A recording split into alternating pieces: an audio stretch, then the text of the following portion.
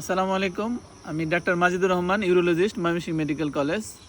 আপনারা কিভাবে পেশাবের গতিবেগ দেখে বুঝতে পারবেন যে আপনার প্রস্রাবের সমস্যা আছে? একটা বয়সের সাথে সাথে আসলে দেখা যায় যে 50-এর পরে পেশাবের গতিবেগ কমে যেতে পারে।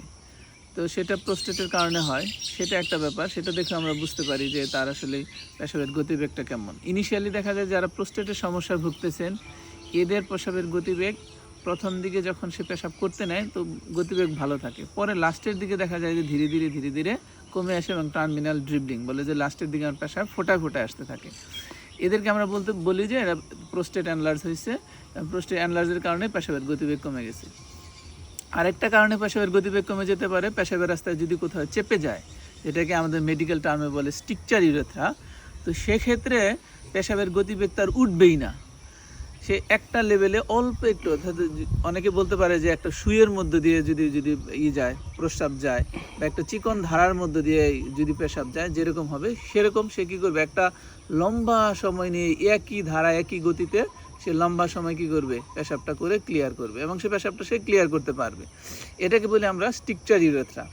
এটা ইয়াং অ্যাডাল্ট, যারা হচ্ছে অল্প বয়স্ক, তাদের এরকম, যাদের আগে থেকে পেশাবের ইনফেকশন হয়েছিল বা পেশাবের সাথে পুজ আসছিল, অথবা তার কোনো কারণে ইনজুরি বা কোনো কিছু হয়েছিল, সেক্ষেত্রে তার এরকম পেশাবের স্ট্রিকচার বা পেশাবের রাস্তায় চেপে যেতে পারে। আমরা এটা দেখে বুঝতে পারি। আরেকটা ব্যাপার হচ্ছে যে বাচ্চাদের ক্ষেত্রেও যদি সে পেশাবের সময় সে যদি কান্নাকাটি করে, কোদ দেয়, পেশাবটা ঠিক মতো না আসে, অথবা সে বলে যে পেশাবে করার পরেও ফোটায় আসে, তখন আমরা মনে করি যে পেশাবের রাস্তায় তার পর্দা পড়তে পারে। এটাকে মেডিকেল টার্মে বলে আপনার পোস্টিউরেথাল ভালভ। অর্থাৎ এই একটা ঘটনা। আর একটা ব্যাপার হইতে পারে, সেটা হচ্ছে যে পেশাবের সাথে নিউরোজেনিক কম্পোনেন্ট আছে, নিউরোজেনিক ব্লাডার বলে। নিউরোজেনিক ব্লাডারটা কি? নিউরোজেনিক ব্লাডারটা হচ্ছে যে যদি আমাদের তো পেশাবের থলি সব কিছু কোঅর্ডিনেটেড করে আমাদের পিছনে যে স্পাইনাল কর্ড আছে, আর একটা হচ্ছে ব্রেন, মাথা, এর থেকে কন্ট্রোল হয়।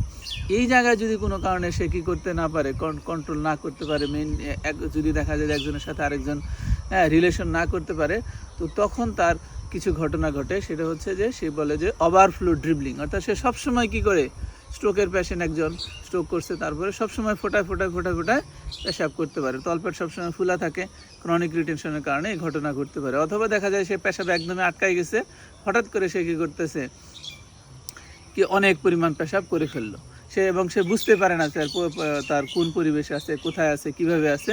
তখন আমরা মনে করি এটা তার নিউরোজেনিক ব্লাডার। অর্থাৎ মূত্রথলির পেশাবের গতিবেগ দেখি আমরা অনেকগুলো রোগ ধরতে পারি। তার মধ্যে একটা হচ্ছে প্রোস্টেট অ্যানলার্জ, পেশাবের রাস্তায় চেপে যাওয়া, অথবা বাচ্চাদের পেশাবের রাস্তায় কোনো পর্দা পড়া, অথবা নিউরোজেনিক ব্লাডার, অর্থাৎ সে ব্লাডারের সাথে সে কী করতে পারতেছে না, তার সেন্টার সিস্টেমের সাথে কোঅর্ডিনেশন করতে পারতেছে না।